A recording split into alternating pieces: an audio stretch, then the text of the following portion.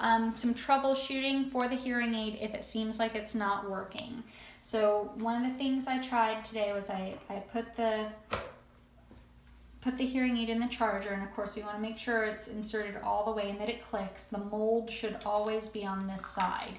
So if the hearing aid was like this, obviously not going to charge, and we want to make sure it's down in all the way. Now this charger isn't plugged in right now, but if it was plugged in, this little light would flash green to let you know that it's charging.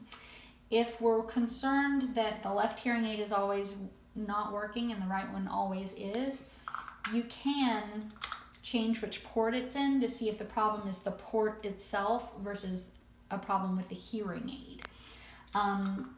You also, because now we have two chargers, you could always try one charger and then the other.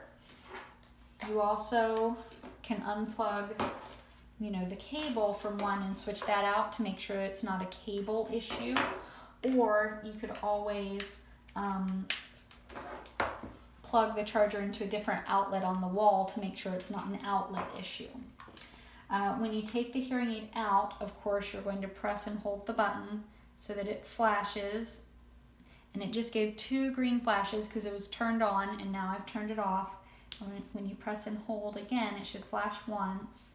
That lets you know it's turned on. As soon as you take it out of the charger, you press and hold, it should flash once to turn it on because it defaults to off when you take it out of the charger. If the light flashes and it says it's on, but you're not getting any whistling when you're holding it, try taking the mold off and doing it again. If you're getting noise when the mold is off, but not when the mold is on, it should be softer when the mold is on, but if you're not getting the noise, then you might have some debris in the tubing, and that's what I found today.